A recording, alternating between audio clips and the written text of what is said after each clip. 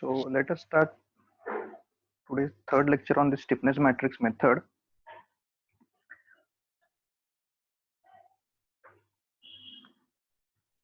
So today we are going to solve a simple problem. There is a cantilever beam AB like this having length L, and there are three coordinates given. Coordinate number 1 is a force coordinate or displacement coordinate. Coordinate number 2 is a moment coordinate or rotation coordinate, and coordinate number 3 is also a force or displacement coordinate. Now, if you observe, before going to solve this problem in detail, here I want to discuss something about coordinate number 3 here. If you observe coordinate number 1 and coordinate number 3, these are a displacement coordinate or force coordinate, but there is some difference between this coordinate number 1 and coordinate number 3. So what is that difference? So for example, if you take a beam like this, okay, and length of beam is like this. Let us give name to this beam AB. Now forces acting or displacement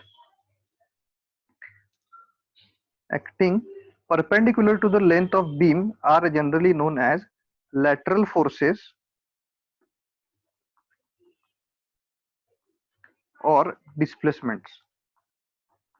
So whatever problems we have seen yesterday, so for example, if you see this problem here force number 3 and force number 4, these are nothing but your lateral forces. Or if you take example of yesterday's problem, here these force number 2 and force number 4, these are nothing but lateral displacements or lateral forces. Why? Because these forces are acting perpendicular to the length of beam. Now here in our today's problem, force number 1 or displacement number 1 is nothing but your lateral displacement, but force number 3, that means if you see the beam AB is like this and coordinate number 3 is acting like this. So now this force number 3 or displacement number 3 is not perpendicular to the length of beam, or rather it is in line with length of beam or parallel to the length of beam. So this type of displacement is known as the axial displacement or axial forces. So now displacement, we are having two types. So if you see displacement, we are having two types of displacement. First one is lateral and second one is axial. So whatever problems we have seen up till now, those are nothing but your lateral displacement. And now this third number displacement here in this problem is the axial displacement. And we have seen three formulas. First, moment due to moment for development of stiffness matrix. Moment due to moment we given by 4 EI by L. Okay. Then force due to force we written by 12 EI by L cube.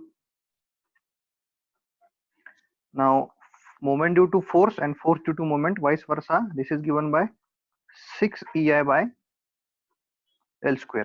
Now here we are adding this one new term, that is axial force due to lateral force. So here this only F we are going to take as a lateral force or lateral displacement, and AF is nothing but axial displacement or axial force. So axial force due to lateral force is going to be 0, vice versa. That means force due to axial force or displacement due to axial displacement is going to be 0, and axial displacement due to lateral displacement is also going to be 0. Second, there will be one another formula, moment due to axial force or axial displacement or axial force due to moment, this is also equal to 0. And third formula, axial force due to axial force, that means axial displacement due to axial displacement, it is going to be AE divided by L. So this is one new formula you have to remember. Whenever there is axial component is given or axial coordinate is given, at that time you have to take this into account. That means axial displacement due to axial displacement is given by AE by L, and there is no in effect of axial displacement on lateral forces or moment. That means here in this given problem, if you see K33 is going to be AE by L, but all other coordinates, that means k13, k23, k32, k31, these are going to be 0. So in addition to this, our original formulas of stiffness matrices, now here we are having these three additional formulas. That means axial force due to lateral force is 0, moment due to axial force is equal to 0, and axial force due to axial force is going to be ae by l. So by looking into these three formulas, now we will solve this today's problem. So problem is given like this. There is beam AB and coordinates are given such as this. This is coordinate number 2. I think lateral force is given as a coordinate number 1, and moment is given as coordinate number 2. Okay, so as usual, we will first apply coordinate number 1. Okay, so for this beam, if we apply coordinate number 1 like this, so k11, so 1 is nothing but force coordinate, so force due to force we are going to give by 12 ei by l cube. Okay, the next coordinate will be k21, so 2 is nothing but moment coordinate and or rotation coordinate, and 1 is nothing but displacement coordinate. So moment due to force or force due to moment is going to give by 6 ei by l square. And third, k31 now. So now here 3 is nothing but axial force and 1 is nothing but your only normal force or lateral force. So axial force due to lateral force, it is always going to be 0. Now next we will apply coordinate number 2.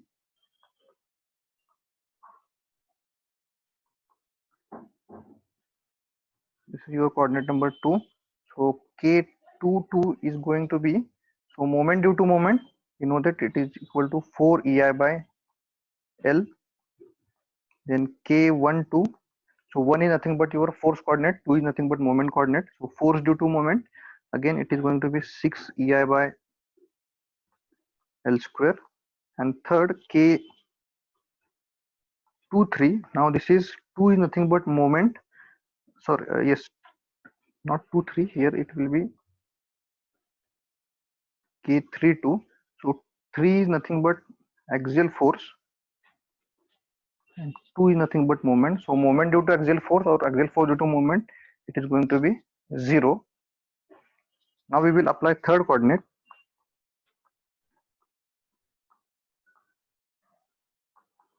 So here it is just the axial force.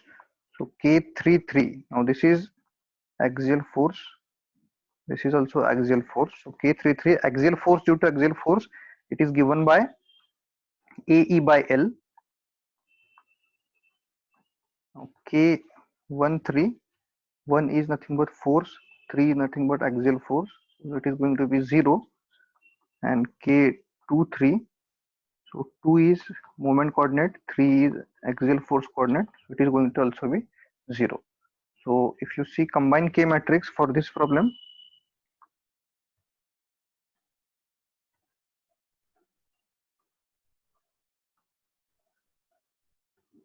so first column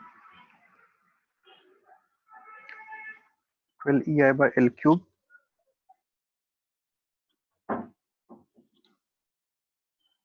then k21 is 6 ei by l square,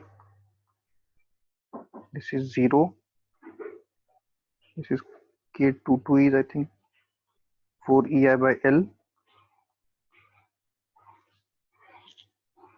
k12 is 6 ei by l square, and k32 is 0. Here it is ae by l, this 0, this 0. Again if you see this coordinate k21 is equal to k12, then k31 is equal to k13, then k32 is equal to k23. So these are equal coordinates. So this is very one simple problem of axial whenever there are axial forces are given. Okay, so here we only know that how to develop stiffness coordinates for given or stiffness matrix for given coordinate system. Now we will see how to solve any beam using this stiffness matrix method. So for that, just a minute.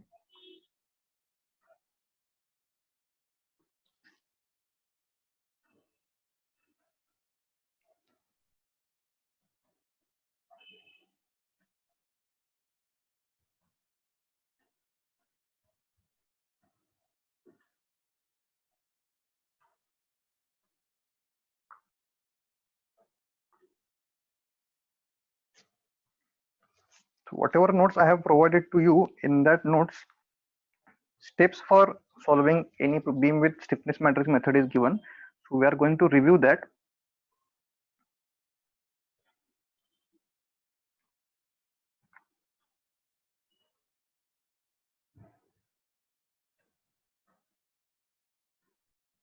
Yes, this one.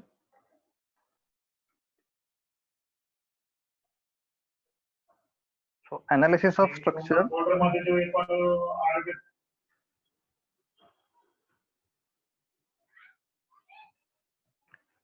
जिल्हा border मध्ये असं म्हणजे जिल्हा change करणार आहे आणि एक जिल्हा बॉर्डर मध्ये चेक करायचं म्हणजे वारंवार नाही.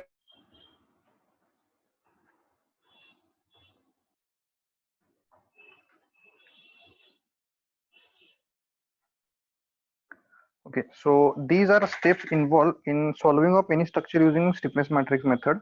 So first one is calculation of kinematic indeterminacy of given structure. So whatever given structure is there, for that we have to calculate kinematic indeterminacy.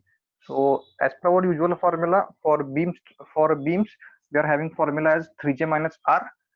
So by using, or for column also, for a portal frame also, if you use formula 3j minus r, by using that formula, then you can find kinematic indeterminacy of structure. Then next step is that from this ki assume number of coordinates in given structure, and for that again we have given one note that for fixed structure, for fixed support, always ki is going to be 0. This is prove that whenever, if suppose you are having fixed beam like this, so total number of r here are 6 and number of joints are 2. So 2 into, that means 2 sorry 3 into total number of joints 2j minus r. So 3 into 2 6, 6 minus 6, it is going to be 0. So for that, for fixed support always ki is equal to 0. So we cannot assume any coordinate at fixed support. At simple roller or hinge support, we can which are subjected to only vertical loading, the ki is always equal to 1. So remember this, for simple roller or hinge support, always, which we are going to see in our problem, always ki is going to be 1. So for example, we will illustrate this. What is the meaning of this? So if suppose you are having a simply supported beam like this, which is hinge supported at one support and roller supported at another support. So total number of reactions will be here 1, 2 and 3, and total number of joints are 2. So 3 into joints are 2 minus r is 3. So this is going to be 3. Now if you neglect axial deformation, so total number of members, by neglecting axial deformation,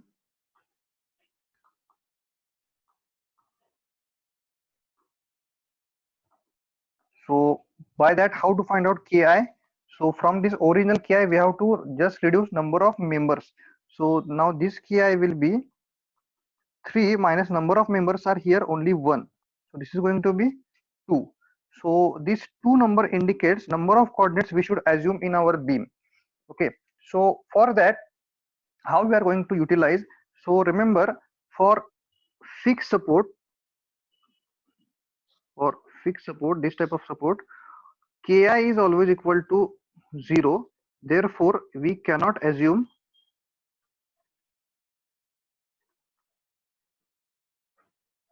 any coordinate here. This is very important. Whenever fixed support is given, at that time any coordinate cannot be assumed at that support. Now remaining supports are, we are having hinge support, we are having simple support, and we are having roller support. For these three types of support, ki is going to be 1 only if axial deformation is neglected.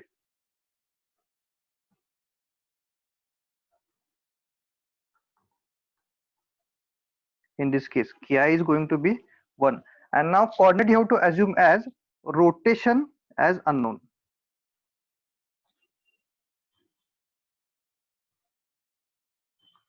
As unknown or as a coordinate. So here in this case, if you see in this given beam, you have to assume rotation at this support and rotation at this support as unknown. So whatever ki2 we have found out, so these two unknowns are nothing but here these rotations at this respective support. Now let us take one another example. If you take an example of a propped cantilever beam, so here ki at support, sorry, ki for this support, fixed support is going to be 0, so no need to bother about that. But at this simple support, we have to always assume one rotation as a unknown. So this will be a rotation coordinate.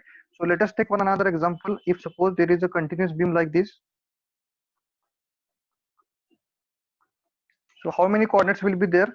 Here coordinates are going to be 0, no doubt. Why? Because it is a fixed support. So at fixed support, nothing is allowed to rotate or move. But this support is a simple support. So here one rotation will be unknown, here one rotation will be unknown, and here one rotation will be unknown. So there will be this 1, 2, and 3 coordinates. So depending upon nature of your ki, and that nature of ki should be by neglecting axial deformation, you have to assume number of unknown. So let us take one another example here, or just take this example of this beam. So if you want to calculate ki for this beam, so total number of reactions, here there are 3 reactions, 1, 1, 1. So total number of reactions are 6, and number of joints are, so 3 into number of joints are 1, 2, 3, 4 minus 6. So this is going to be 6 only. And if we neglect axial deformation, for this case, if we neglect axial deformation here,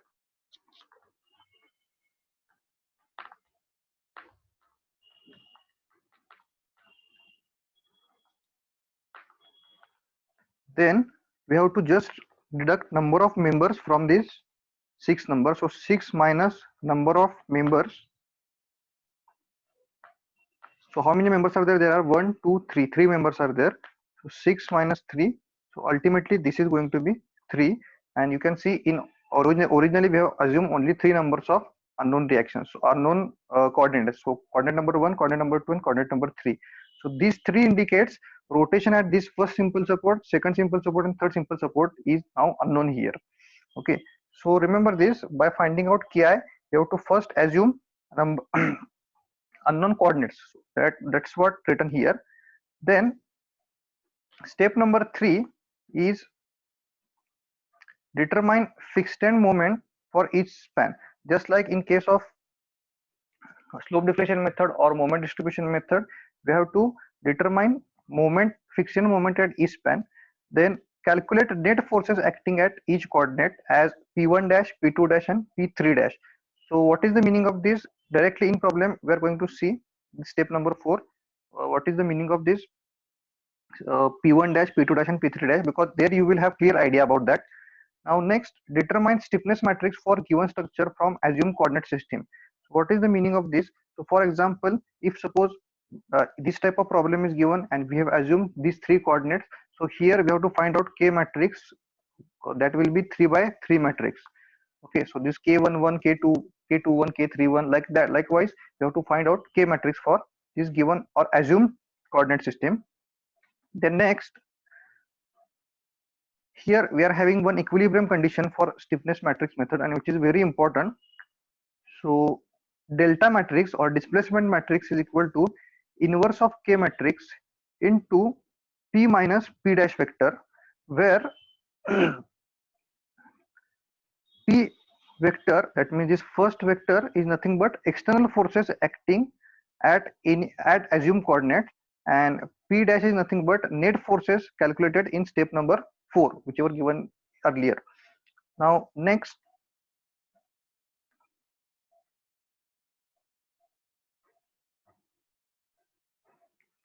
Next is determine unknown degrees of freedom ki from above equilibrium equation by using slope deflection equation. So this del matrix here, this del is matrix is nothing but, let me show you. For this current problem, we are having equilibrium equation as del matrix is nothing but inverse of K matrix into P vector minus P dash vector. So this del matrix here is very important term. So it is nothing but, if suppose your problem is this problem, so it is nothing but this coordinate number 1, coordinate number 2, coordinate number 3, and we know that these coordinates are nothing but a rotation coordinate. So rotation means it will be theta 1, theta 2 and theta 3 in this case. Similarly for this previous case, for this propped cantilever case, here only one unknown is there. So here the del matrix will be only theta 1. So as we go along, you will get clear idea about what is the meaning of this each term. So just for now, remember we have to use these these equilibrium conditions, and accordingly we have to find out unknown reaction and unknown reaction forces. Now here it is mentioned that using these unknown degrees of freedom, use slope deflection method. So if you recall slope deflection equation for any one case, so for example, let us here I will draw one simple beam A, B and C. So for this beam, if I write down slope deflection equation, so MAB is now here going to be MFAB plus 2EI by L into bracket 2 times theta A plus theta B. Okay, this is the equation. If you multiply this 2EI by L into bracket, so theta is directly going to be 0 here because it is a fixed support. So this equation is going to be MFAB plus 2EI theta B divided by L. Now for this case, if you want to solve this problem by using stiffness matrix method, so if you calculate ki for this is going to be 2, and rotation at B and rotation at C are now going to be unknown. So we are going to give coordinate number 1 and coordinate number 2 for this rotation. So here coordinate number 1 is nothing but your theta B, and coordinate number 2 is nothing but theta C. And now in that equation of delta, so this delta matrix is now going to be theta B matrix and theta C matrix. Now if you see that total equation, so del matrix is equal to K inverse and multiplied by vectors of P minus P dash. Now if you observe in any previous problem, we are having K matrix in terms of EI only. Okay, so let us take example of yesterday's example here. We are having combined K matrix in terms of EI. So whenever you take inverse of this K, so there is one thing sure that whenever to this inverse of K, this EI which is in numerator, it will come in denominator. Okay, whenever you took inverse of this K, at that time this EI which is placed in numerator, that will come in denominator. And why it is useful here? Now if you see here in this equation, K inverse means here EI will be in denominator. So if you take this EI to left hand side, that means if you multiply this EI with this del matrix, so it is going to be EI theta B and EI theta C. And these are only unknown for which we are solving this entire moment distribution method. Here you can use this EI theta B direct value in this equation of slope deflection, and directly you can find out this MAB value. So that is what the purpose of this stiffness matrix method. We are going to solve entire problem for this EI values of these rotations only. Okay, so that is very one important thing you should remember here. Why we are solving this problem by using stiffness matrix method? Because we want to find out values of this EI theta B and EI theta C, which are present in slope deflection method. And in slope deflection method also, our unknowns are only EI theta B, EI theta C likewise. for that only we are going to solve your problem. So those problems we are going to see in tomorrow's lecture. So for today, this is only. So from yesterday's lecture, what we are what we have covered. So until now